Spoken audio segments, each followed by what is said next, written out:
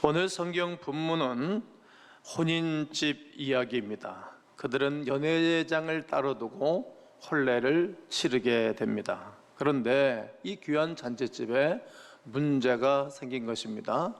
오늘 성가대 곡 중에 문제 앞에 이런 찬양을 하듯이 말이죠. 잔치집에 풍성해야 할 포도주가 부족한 것입니다. 떨어진 것입니다. 완전히 다 떨어졌습니다. 오늘 3절에 보면 포도주가 떨어진저라, 포도주가 떨어진저라, 포도주가 떨어진저라 이렇게 말하고 있지 않습니까? 잔치집에 손님이 가득한 모습과 그리고 그들이 음료수처럼 마셔야 할 포도주가 떨어진 것에 대한 상상을 한번 해보세요. 얼마나 난감했지 않겠습니까? 주인의 입장에서는 오신 손님들에게 풍성하게 식탁을 제공해 드리는 것이 마땅히 해야 할 일입니다. 주인은 얼마나 또 당황했을까? 또 오신 분들은 얼마나 불편했을까? 상황이 아마 아주 안 좋은 상황으로 뚝 처했을 것입니다.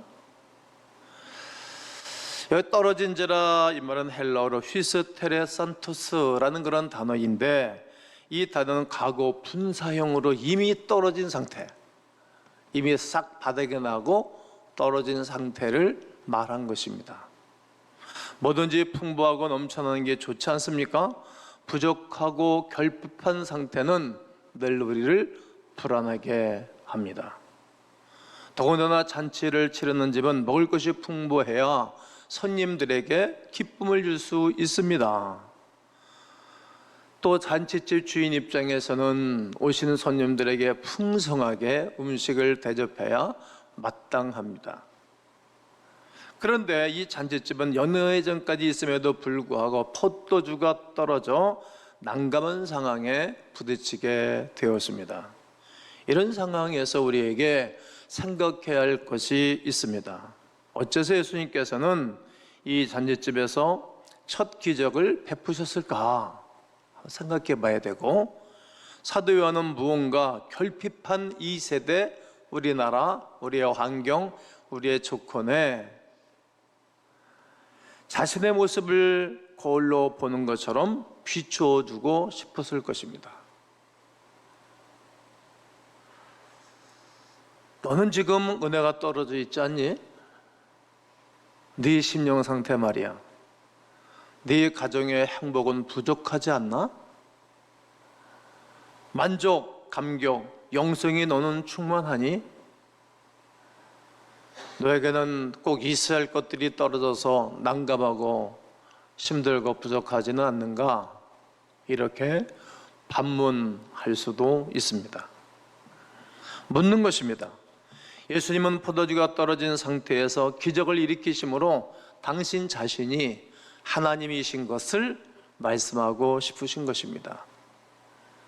랍비의 문헌에 포도주가 없으면 기쁨도 없다 이런 기록이 있습니다. 포도주는 근동지방의 잔치에 꼭 필요하며 포도주를 주지 아니하면 상대방에게 모욕적인 대우였습니다. 상대방을 마치 무시하는 처사다 이런 말입니다. 예수 그리스도를 손님으로 모시고 모욕과 상실에 난 상황을 연출한 이 집처럼 하나님께서는 바로 너의 집이 이러하다, 지금은 당신의 삶이 이러하다 이렇게 의도적으로 보여주시고 말씀하고 싶으신 것입니다. 그래서 이 잔치집을 선택하여 물이 변하여 포도주가 되게 하시는 것은 우리에게 기적을 일으켜주고 우리의 삶 속에 소망, 은혜를 받게 하기 위함입니다. 무슨 이유일까요? 하나님께서 안 가시기 때문에 그렇게 문제가 많고 힘이 든 것입니까? 왜 그럴까요? 우리의 삶의 문제는 하나님과의 관계가 끊어지면 모든 상황이 더 힘들어지는 것입니다. 관계입니다. 하나님과의 관계에서 벗어지게 되었으면 점점 어려워지는 것입니다. 에덴 동산의 아담과 하와가 하나님의 말씀에 불순종하여 관계가 나빠지니까 에덴 동산에서 내쫓겨나지 않습니까?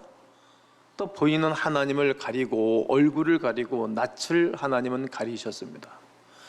부부의 문제도 관계가 깨지면 다 힘들어지지 않습니까? 부자재간의 관계가 깨지면 손실은 결국은 자녀에게 있지 않습니까? 하나님과 인간관계의 관계에서 하나님이 우리를 관계를 끊어버린 적이 없으세요. 항상 사람이 그랬지. 살다 보면 부모가 자녀를 괴롭히게 한 적 한 번도 없어요. 자녀가 부모를 괴롭히지. 살아보니까 그렇더라고요. 살아보니까.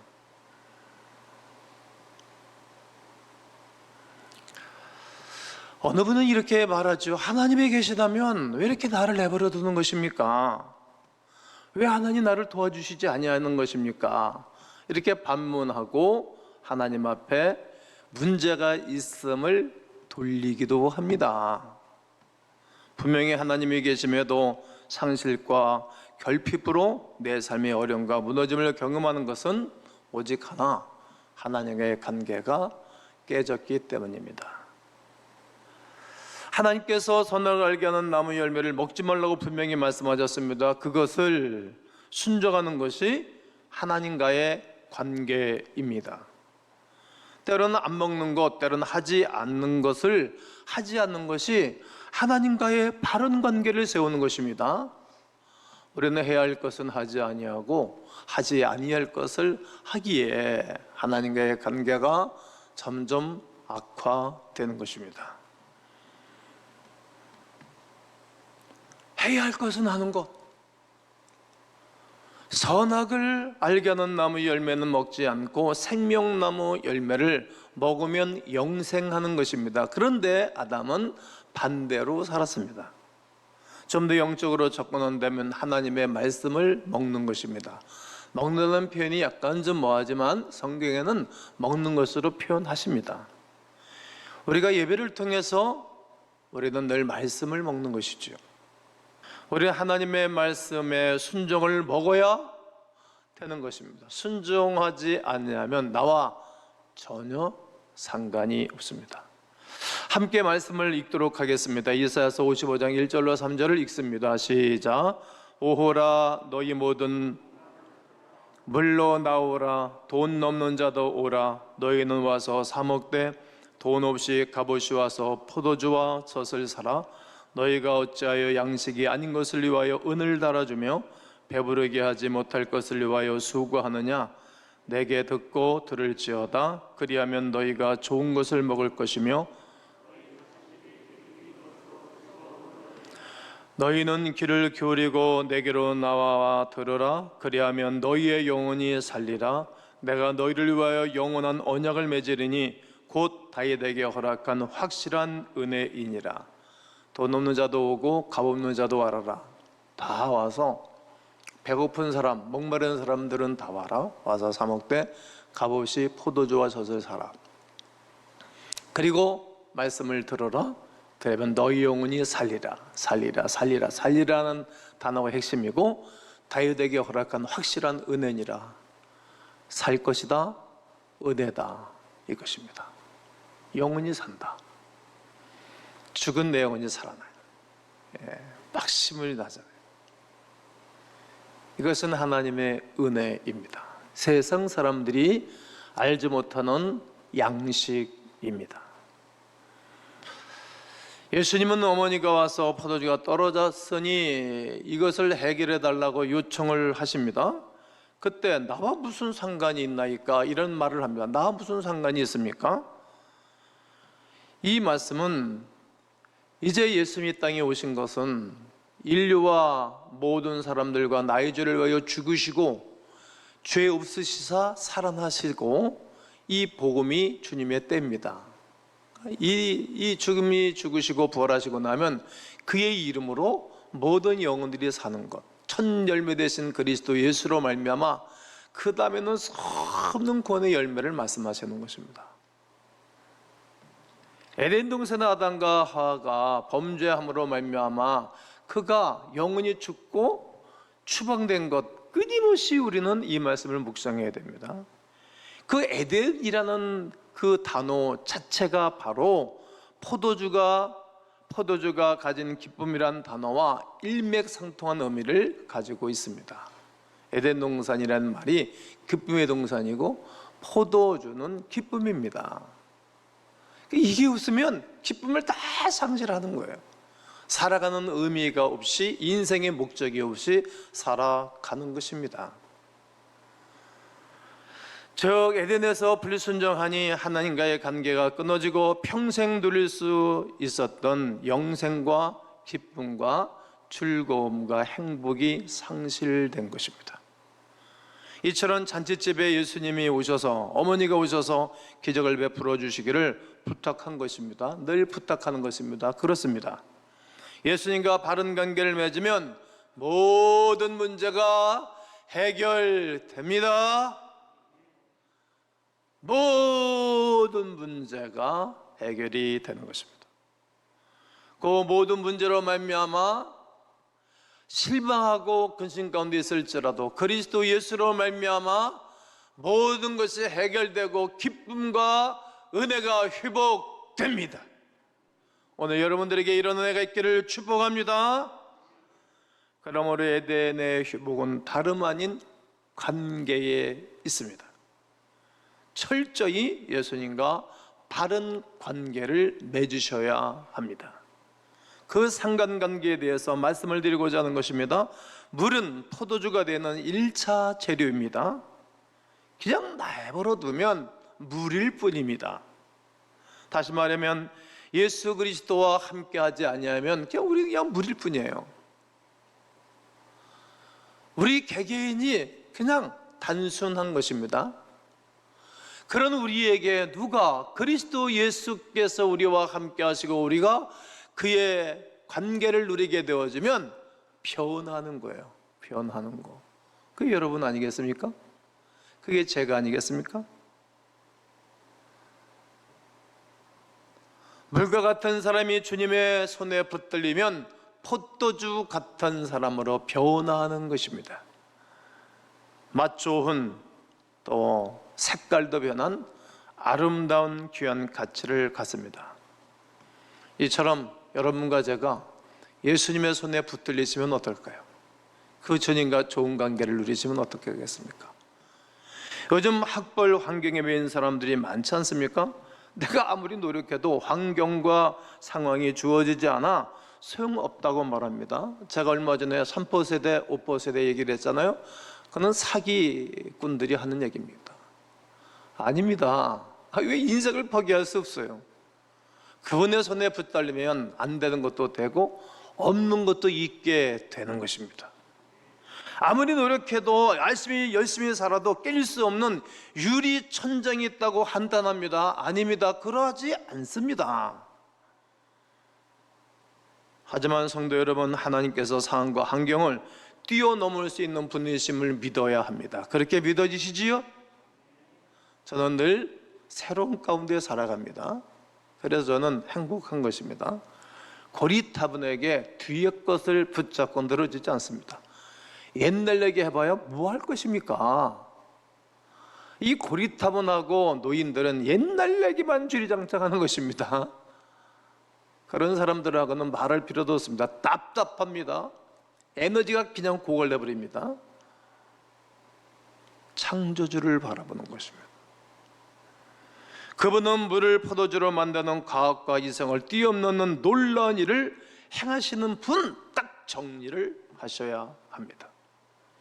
성경을 보십시오. 노예였던 요셉을 먼 나라 이방국가, 그때 강대국이었던 그 애굽의 총리로 만드시는 것 아닙니까? 사람이 한 것입니까? 열심히 공부하고 노력해서 된 것입니까? 요셉의 일생을 보고 그렇게 말하는 사람이 누가 있겠습니까? 빈손으로 외삼촌집에 도망가서 살던 야곱이 라반이 10번이나 사기를 쳤지만 거기서 살아남고 20년 만에 거부가 되어 자기 고향으로 돌아온 이야기가 우리들의 이야기이지 않습니까? 그가 뭐라고 고백합니까? 당신의 아버지가 나에게 10번이나 사기를 쳤어도 그러나 하늘에 계신 전능하신 하나님이 나에게 뺏어서 주었도다 고백하지 않습니까? 포로로 끌려가 겨우 먹는 문제만 해결을 받아도 감사하고 고맙다라고 고백할 수밖에 없었던 다니엘, 그가 나라가 몇 번씩 망하고 나라가 왕이 몇 번씩 추행질했지만 그 가운데서 총리로 끊임없이 살아남지 않습니까? 정치 정적들이 쟤는 누구야? 쟤는 저 유대인 아니야? 어떻게 저런 애가 우리 나라를 다스리고 2인자가 되나? 쟤 날려버리자. 정치 게이트를 만들고 아무리 만들어내도 그가 그의 신앙과 믿음을 하나님 보시고 불 속에 쳐넣어도 살아남고 사적을 속에 쳐넣어도 살아남지 않습니까? 그것이 어떻게 과거로 논리적으로 말할 수 있겠습니까? 아닙니다. 하나님이 하시면 되는 것입니다. 아멘이시지요? 하나님께서 얼마든지 환경을 바꿀 수 있는 분이십니다. 그러신 하나님께서 우리의 영원한 삶을 바꾸시기 위하여 이 땅에 오신 것입니다. 이 땅에서 우리의 환경을 바꾸시고 삶을 바꿔주신 그 하나님은 너희가 이 땅에서 그런 삶을 하고 살아가는 것이 아니라 너희들이 알지 못하는 영원한 세계가 있어. 너희들이 보지 못한 영원한 나의 나라가 있고 너에게 준비한 영원한 하늘나라가 있어. 이것을 보여주고 가르쳐주고 주시기 위하여 하나님이 그 영광의 나라를 버리고 이 땅에 오신 것입니다. 그 오셔가지고 하늘나라의 놀란 능력과 권능으로 무리변의 포도주가 되기도 하고 죽은 나사로도 살려낼 뿐만 아니라 문둥병으로 고생했던 이도 살려내고 귀신 들려 고생당하는 사람들도 살려낸 것입니다. 그 광경과 역사를 바라보고 우리가 보지 못하는 세계를 보게 하시는 것입니다. 이것이 포도주 사건이 보여주고 가르쳐주는 진정한 의미입니다.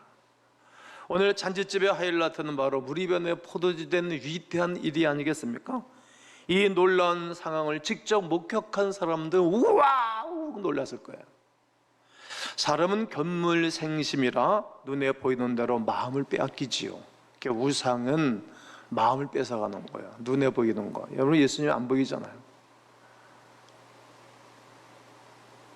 안 보이시는 그리스도를 믿는 거예요. 근데 우상은 눈에 보이는 거예요. 그러니까 부처도 크게 해놓고 미십니다 이렇게 해놓고 돌불처럼 만들어 놓고 또 캄보디아 같은 나라는 큰 뱀들을 숭배하고 그러잖아요. 눈에 보이는 거. 그러니까 사람들이 마음이 뺏기는 거예요. 평범한 사람은 누군가 잡은 물고기를 보고 만족하고 끝납니다. 하지만 수준 높은 강태공은 어떤 자리, 어떤 낚시 도구, 어떻게 할까? 이것을 생각하죠. 이런 어려운 환경 가운데서도 어떻게 저런 고기를 붙잡아 끌어낼 수 있을까? 이것을 분석하지요. 이렇게 힘들고 어려운 세상에서 어떻게 우리가 이 땅을 승리 가운데 살아갈 수 있을까? 이것을 분석하고 고민하죠. 마찬가지 신앙생활할 때 대부분의 성도님들은 일어난 기적과 축복에만 마음을 뺏기지요. 하지만 기적의 의미를 깨달아야 됩니다. 예수 그리스도 그가 하신 것, 변함없이 그는 일하시는 것, 변함없이 그는 내 생활 속에 오셔서 관여하시는 분으로 정리를 하셔야 됩니다. 물이 포도주로 변하는 것으로 반드시 끝나지 않습니다. 주님을 만나면 우리의 환경이 바뀌고 인생이 바뀌는 것입니다. 주님을 만나면 맛없던 인생, 맛있는 인생으로 바뀌는 것입니다. 천한 사람이 귀한 사람으로 바뀌는 것입니다. 내 영혼이 온청이 입어 중환자진 벗고 보니 슬픔 많은 이 세상이 천국으로 바뀌는 것입니다. 교회만 가면 졸리던 사람이 말씀이 꿀 같고 꿀성이보다 더 단 말씀으로 들리는 것입니다. 늘 은혜가 되고 좋게 보이는 것입니다. 그리고 하염없이 눈물이 핑핑 돌고 눈물이 흘러내리는 것, 이것은 하나님의 임재와 성령의 역사심으로 진행되어져 가는 은혜받은 사람의 증거입니다. 모든 매사에 사람 바라보는 눈도 뱀놈처럼 사람 찡그리고 보지 않습니다. 사람을 귀하게 우러러보고 존귀한 자로 여기는 것입니다. 그러므로 포도주를 만드신 예수 그리스도, 그를 나의 주님으로 만나셔야 됩니다. 늘 말이죠. 어려움이 있을 때 더 좋은 기회입니다. 문제가 있을 때가 더 좋은 기회입니다. 정말 소망이 없을 때가 더 좋은 기회입니다. 제 인생을 뒤돌아보니 늘 그러했습니다. 저는 어려울 때 포기하지 않습니다. 어릴 때 더 도전하는 것입니다.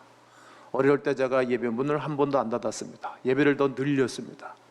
내 선배들이, 친구들이, 내 가까이 있는 사람들이 그러다가 큰일 나지, 어떡하려고 그래. 저는 그런 얘기가 들릴 때마다 멈칫했지만, 사단아 떠나가라, 쫓아버리고 변함없이 예배 부스도 늘려보았습니다. 지금 저는 더 큰 일을 준비하고 있지 않습니까? 학교 세우겠다는 것입니다. 제가 누리지도 못한 혜택을 누리고 제 앞으로 남은 목회 기간 동안에 이 일에 전념할 계획입니다. 또 장학재단을 설립하면 제가 좋은 것입니까? 여러분들의 자녀와 후손들이 좋을 일일 것입니다. 어려울 때 저는 하는 것입니다. 누가? 주님이 하실 것이기 때문입니다. 여러분, 예수 그리스도께서 인생을 근본적으로 용서하시고 바꾸어 주십니다. 그분은 포도주보다 더 진한 그의 피를 흘려 주셨습니다. 그분을 직접 만나면 그분이 우리의 죄악을 씻어주시는 보혈의 능력이 있는 것입니다. 그분을 직접 만나는 여러분과 제가 되었으면 좋겠습니다. 예전에도 소개했던 깡패 김익도가 예수님을 만나고 40일 동안 눈물을 흘리며 통회하고 회개 기도만 했습니다. 그리고 그에게 은혜가 임하여서 평양시 전체를 뒤흔드는 부흥사가 되었습니다. 석학 김영길 총장, 조금 전에 말씀드렸지만 그가 예수님 만나 견딜 수 없는 감격으로 미우주항공 그 회사를, 그 직장을 그냥 던져놓고 이름도 없는 한동대학교, 지금은 이제 이름이 높아지고 좋아졌지만 그 학교 와서 후학도를 가르치고 학교를 세웠습니다. 유명한 학교가 되었습니다. 소설 땅끝에서 오다 지은 김성일 씨, 서울대 문학동인지 산문시대 출신으로 순수 문학의 큰 거목이었습니다. 그가 예수 그리스도를 만나고 그는 순수 기독교 이 책을 써내면서 수없는 사람들에게 도전을 줍니다.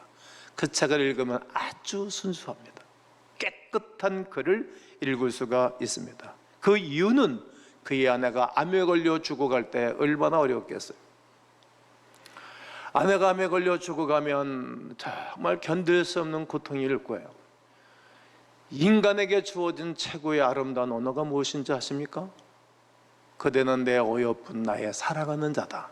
솔로몬이 술라머니 여인에게 고백한 이야기입니다. 그의 남성은 그의 아내에게 당신은 어여쁜 나의 사랑이라고 고백해야 됩니다. 늘 말이죠. 이러한 고백은 예수님이 여러분과 나를 향해서 그대는 나의 사랑하는 어여쁜 자라고 고백하는 것입니다. 그 얘기가 들려야 되는 것입니다. 그러니까 자기 옆에 있는 사람이 암이 걸려 죽어가는 그를 바라보고 견딜 수 없어 결국은 그 지성인이 그리스도 예수 앞에 무릎을 꿇는 것입니다. 교회 나오는 거예요. 교회. 그리고 예수님 만나 위대한 순수 기독교 문학인으로 거듭나게 된 것입니다.